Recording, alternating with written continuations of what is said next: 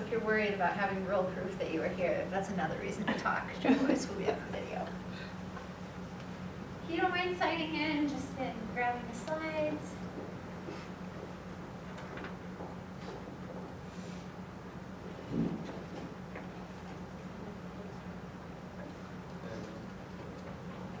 Oops, I should open this too.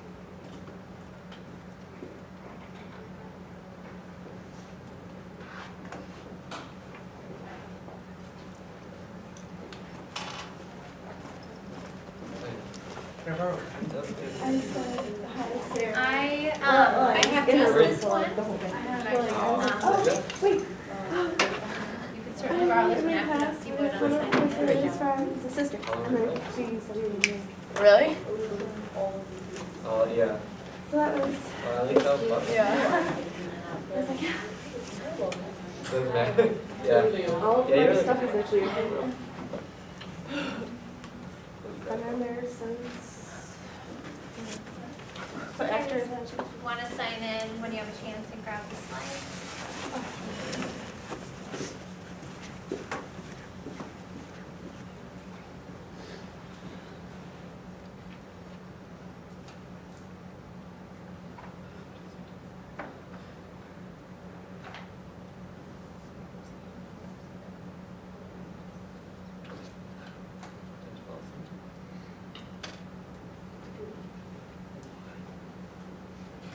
So who's been in class like all day long? A lot of people. Are Tuesday, Thursdays still worse than Monday, Wednesday, Fridays? Yeah. Yes. I just found it 4 hours. Oh, gosh. And the problem with the 5 o'clock time slot is that people tend to be a little tired. It's around dinner. You don't look as tired as student teachers. I talk to them after their, like a day of student teaching, and they're pretty weak, but.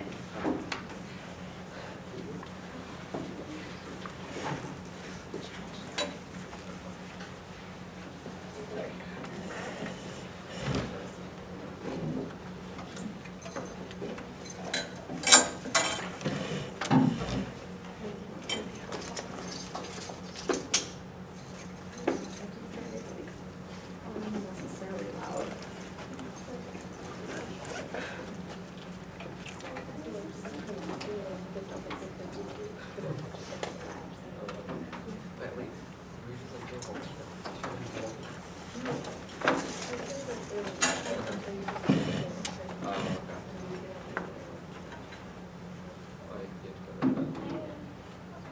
Hi. You can just sign in here. Janet's not gonna be here tonight, or Dr. West, don't mind signing in.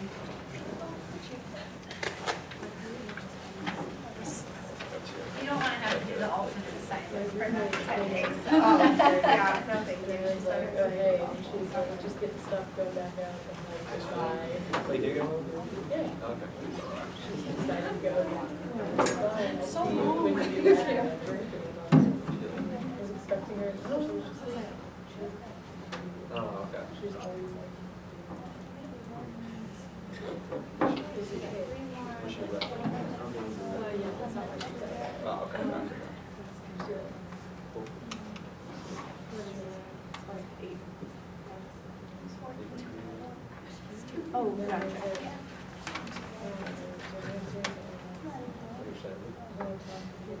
Where's it at?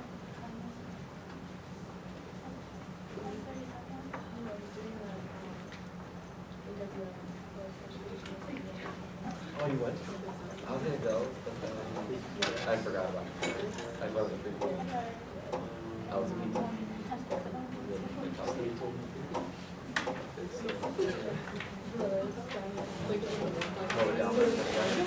There's no more than 10 minutes. Did a lot of push-ups? Because I kind of got, I wasn't sure if it was the right one. Because then More than 25. I'm not sure if it was something Oh, okay. What'd you get? just like the show. Like,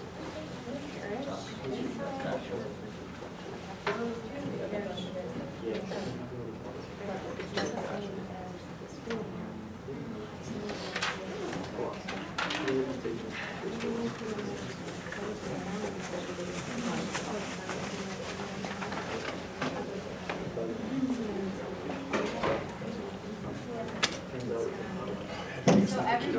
signed in, right? Everybody's got slides. All right, we're gonna get started because it's after 5 o'clock. My name is Bethany Neubauer. I am a career counselor in the Marquette University Career Services Center here on campus. And we're here to talk about professionalism and really kind of trying to create a brand for you. Advances. Old fashioned.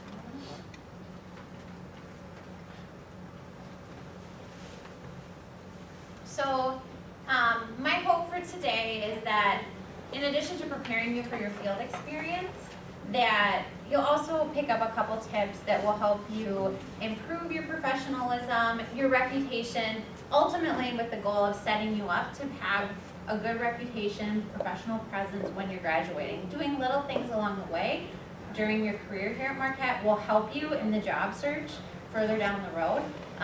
This isn't rocket science. It's pretty basic stuff. My guess is that you probably know some of it already. So I'm going to encourage you to kind of participate, because once I know what you know and you're aware of, then I won't have to go through all of the details. So in an effort of efficiency, on the other side of the token, I don't want to assume, that you know everything. So I kind of want to fill in the gaps. We should be an hour or less. Does anybody have any questions before we get started? Just make sure you sign in, because I'm going to send that to Dr. Whip. And I'm sure that the alternate assignment is fine and enriching, but you're already here, so you have to do it twice. Okay. So today we're hoping to really walk away with 3 things. The first thing is to be able, very basic, state how to make an appointment in the Career Services office, which is my office, knowing the resources available to you.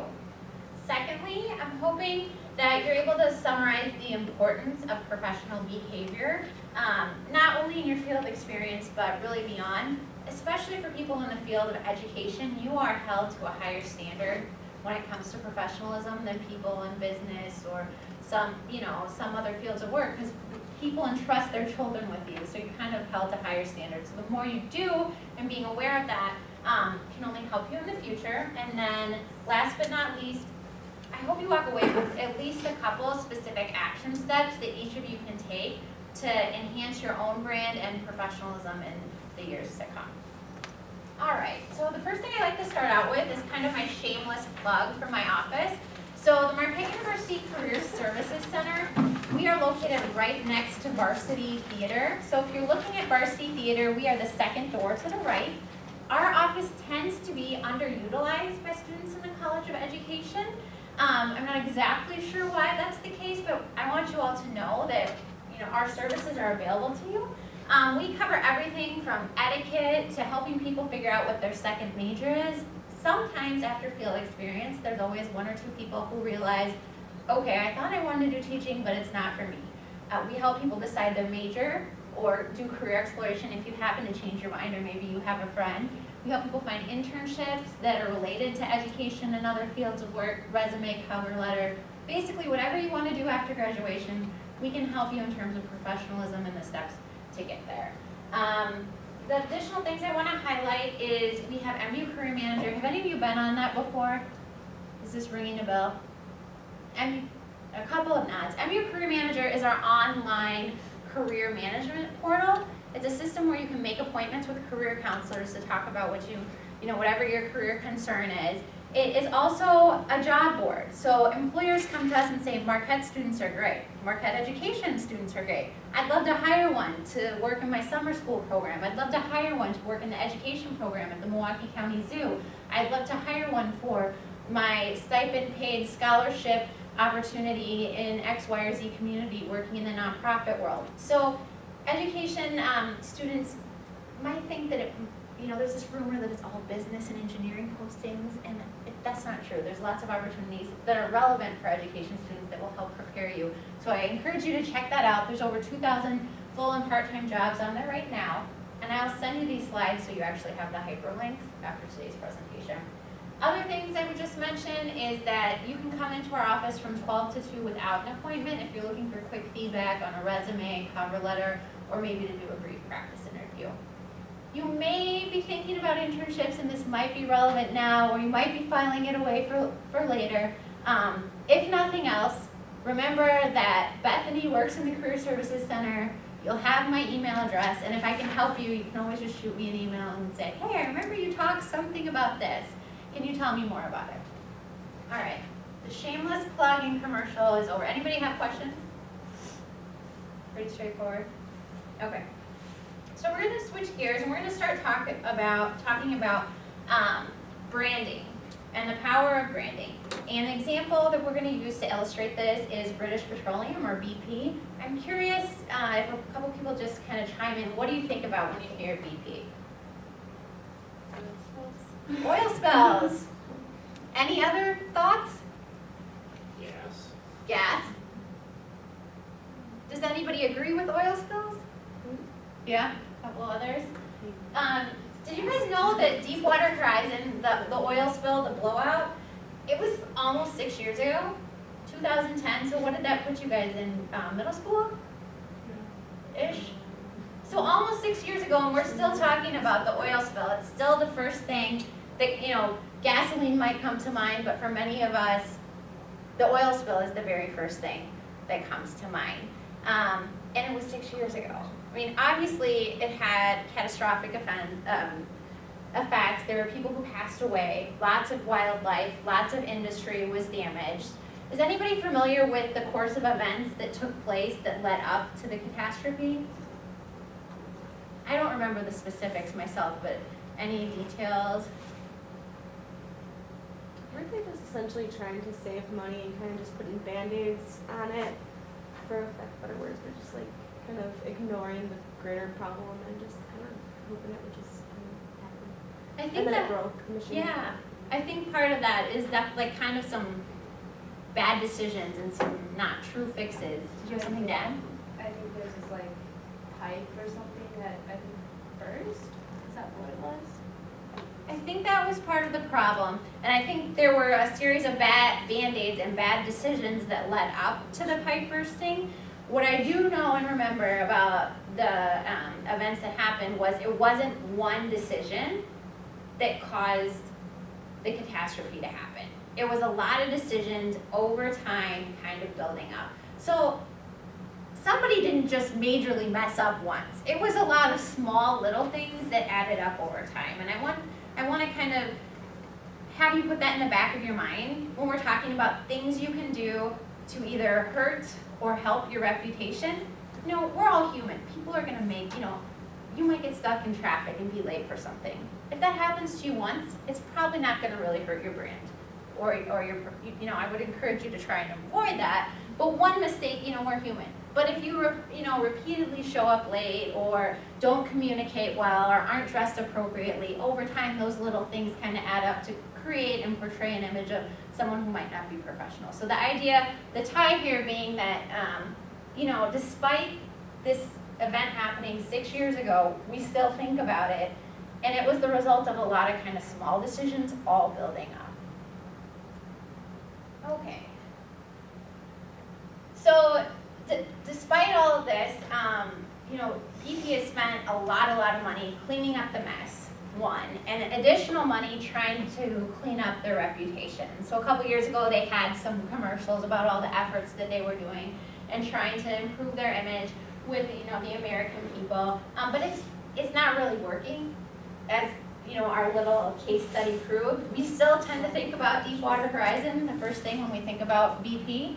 And it got me thinking a lot about the efforts that BP has taken, and they may be now the most environmentally friendly gas and oil company. They may think that they've done a lot to improve their image, but despite all that, the world has this perception of them otherwise. And the good takeaway on this, when it comes to our own brand and our own perception, we may have one perception of ourselves, but what ultimately matters is what people outside of us think. The principals who are hiring you, the teachers. So marrying up what you think about yourself and your perceptions with where you want to go. Are you guys on LinkedIn? I know some of you. LinkedIn's awesome. Highly recommend it. There's I wouldn't expect you to be on there yet, but there's a woman named Lindsay Pollack. She's a millennial workplace expert, and she just put out this article last week about personal branding for people in your age frame. And she talks about how It doesn't matter what skills you think you might have or what your perception is, it's what other people think about you and filling the gap. So I'm hoping today the little things that we talk about give you the opportunity to fill in the gap. You know, you're young people, you're young professionals in training, so you haven't had necessarily a ton of opportunities to develop your professional reputation yet. These are the opportunities. Your field experience is the opportunity to do that. So thinking about where you are now, where you want to be, and the little things that you can do to move yourself in a positive direction. All right. So just kind of spinning off that before we get into the nitty-gritty, does anybody know what these are pictures of? Central Park. Do we have any New Yorkers here? We don't generally pull a lot of people from New York into the education program. These are two different pictures of Central Park. They're totally different. I mean, I don't know if I would recognize this one without seeing this one. But the idea is perspective. So if any of you are photographers, taking a look at different things from different perspectives can produce an entirely different result. And what I found through doing this presentation over the last few years is that a lot of people, you have to take this class to study education. Your field experience is something that you have to do. But I'd like you to change your perspective, okay? And instead of looking at it as something maybe that you have to do, think about it as an opportunity to build your brand moving forward. Think of it as an opportunity. Very few people, Marquette students, because you're awesome, are doing things to mess up your personal and professional brand and field experience, which I know Dr. Whip and Janet and Kirsten really appreciate, because that good reputation allows them to continue to have placements, and both for field experience and for student teachers. It also perpetuates a brand for the university and the program. But I would argue that while people aren't messing up, they may not be taking advantage of the opportunity at hand. In other words, people are average, You're doing what you're supposed to do, you're meeting the expectations, but you're maybe not leveraging this opportunity of field experience to help you to the maximum when we get down the road. So we'll give you some suggestions on how you might do that, but I want to first talk to you about kind of what you know about professionalism and kind of branding. So what I'm going to have you do, let's actually use this whiteboard. Talk to somebody next to you just for a minute and just talk about a couple words that you think of or that are important for professionalism or building a positive brand. And then I'm going to have you bring, one of the 2 or 3 people come up and write down some of those ideas. This is going to help me know what you already know, so I can kind of steer the conversation one way or another. So partner up with a couple people. What do you think of when you think of professionalism? What's important to you in being a professional in your field experience? There's no wrong answers. This is just a brainstorm and a discussion. Like, what should you do? What should you not do? We'll accept any of that. So let's just take 3 minutes. Like I said, this isn't rocket science, I hope.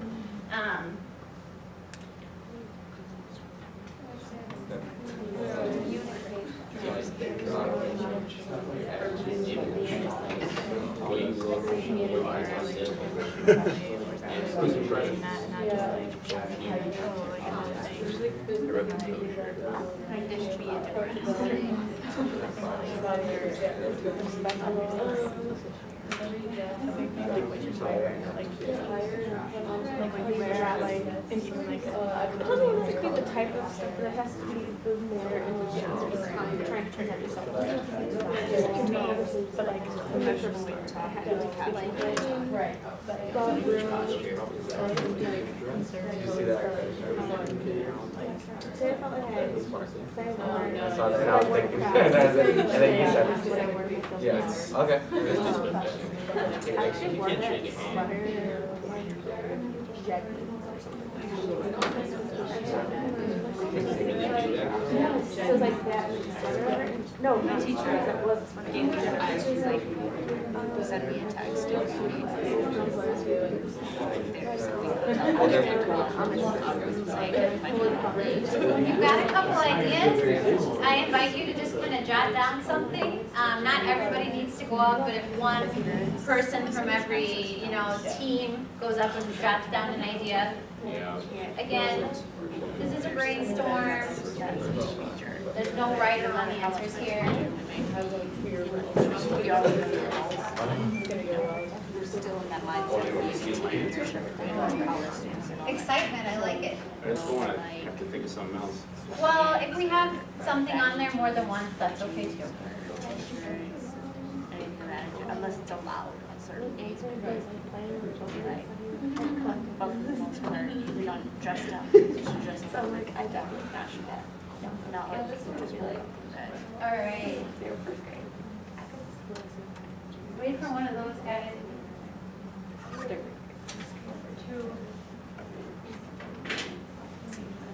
I just pulled those out of the box.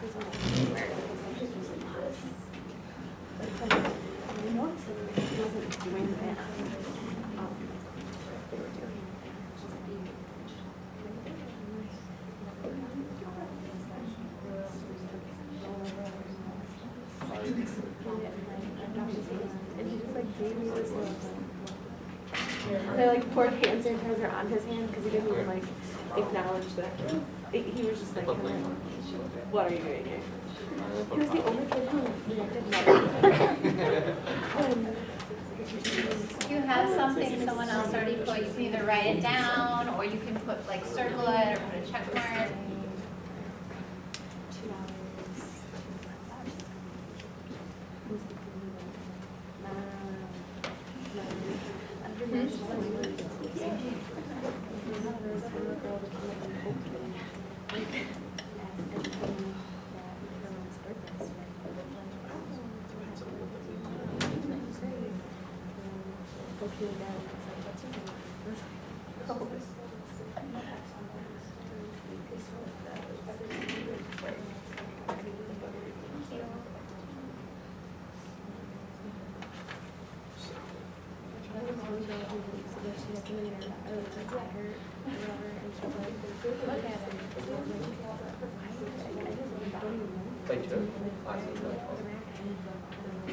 You guys are in a good place already based on this. This is good.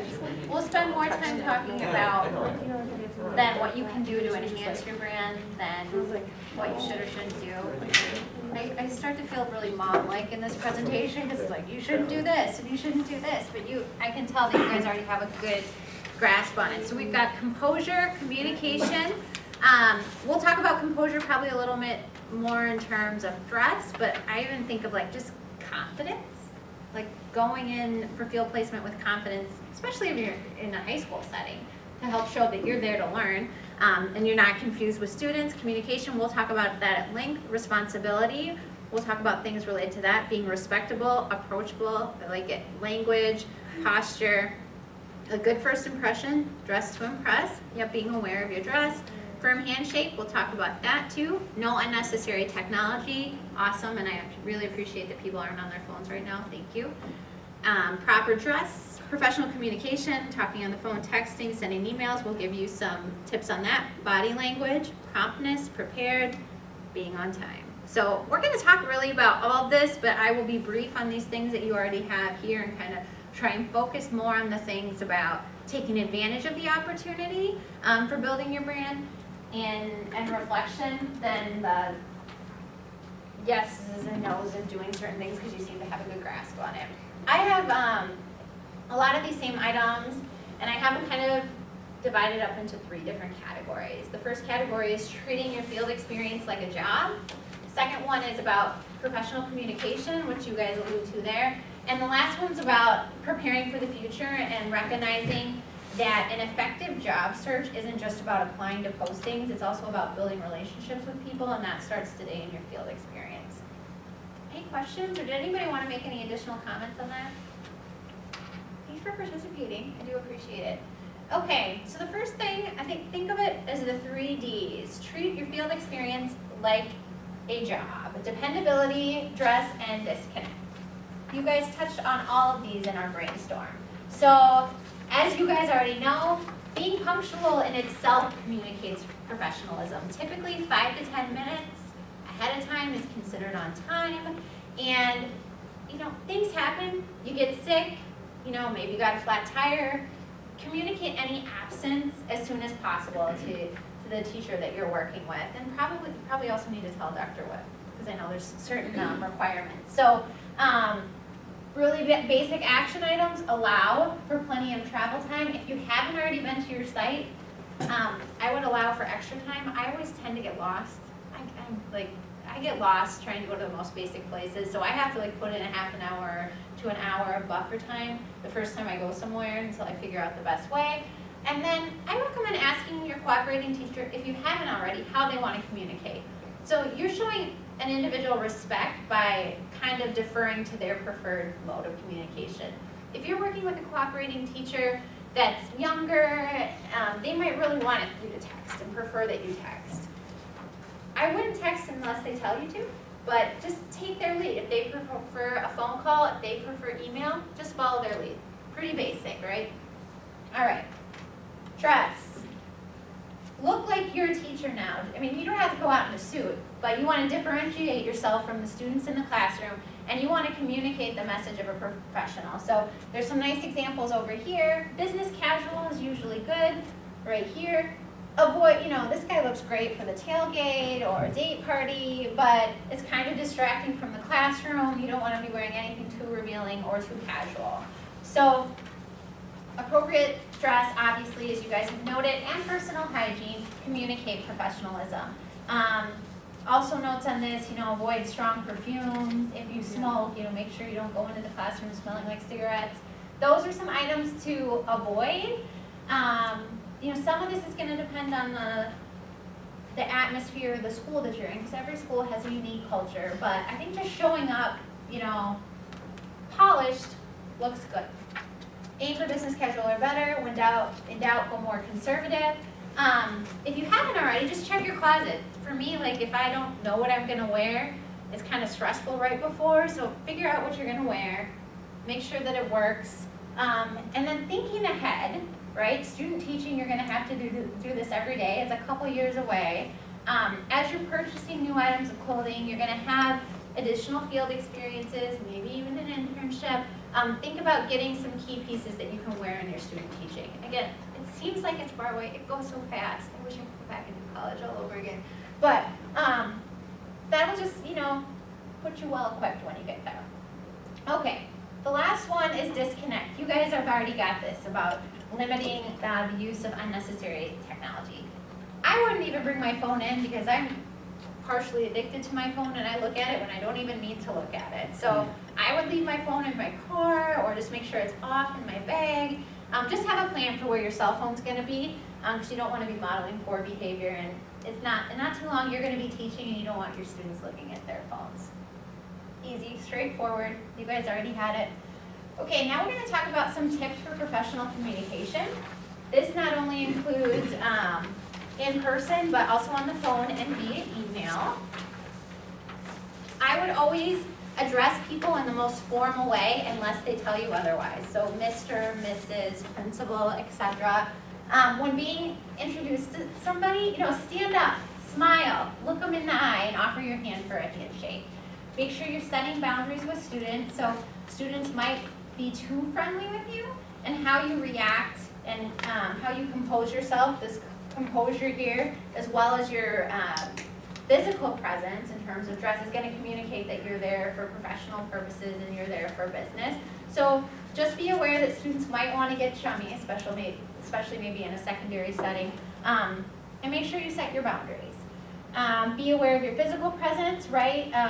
You might be tired, you might have been up writing a paper late. You don't want to be slouching in the chair or yawning or rubbing your eyes. You want to be sitting up straight, attentive, observing, looking around. If the subject doesn't interest you, observe the environment. What can you pick up from the looks on the students' faces, from the classroom presentation and setup? So definitely body language communicates a lot. As well as a professional, dress. Occasionally, students may be inappropriate. Make sure that you report anything to whoever you're cooperating with, as well as Dr. Whip here on campus. And then for an action item, I know this probably sounds really silly, but let's practice our handshake, right?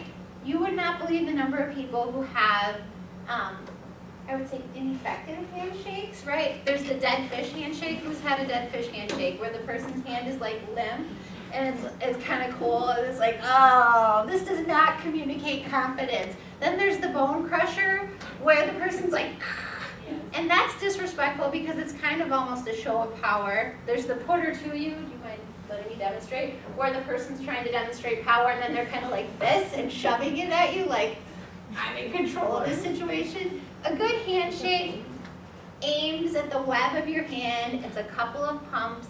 It's firm enough that, it's firm enough that it conveys confidence, but not too firm. So ladies tend to need to be maybe a little more firm.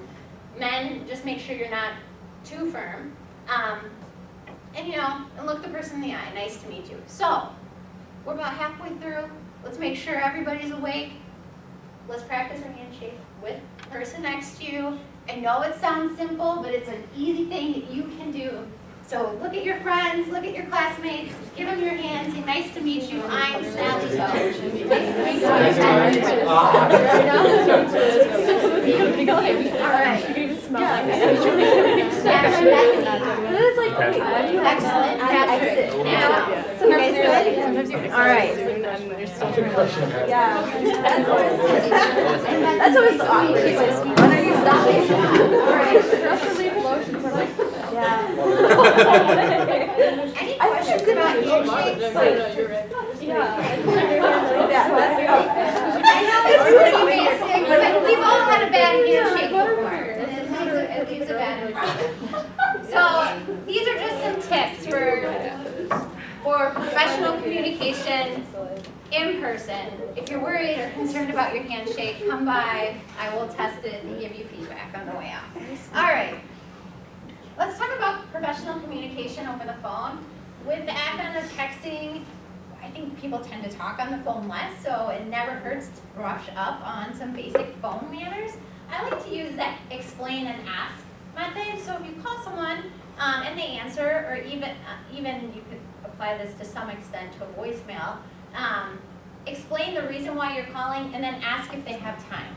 Right? Sometimes I answer my phone in my office right before I'm about to take a student appointment. So I really only have maybe 5 or 10 minutes. So it's just polite, if someone tells me why they're calling and then say, hey, is this a good time to talk? Then, if the person is busy, just find out when a good time is to call back. When you're leaving a message, give your name and your number with the area code, leave a brief message, and then repeat your name and your number again. Hi, this is Bethany Neubauer calling from Marquette University. I've fallen ill with mono and I'm not going to be able to make it to my field placement. I'm so sorry that I won't be there, but I wanted to communicate this to you. If you have any questions, you can call me. Again, this is Bethany. My number is 414-412-3226. So, unless it's specifically requested by your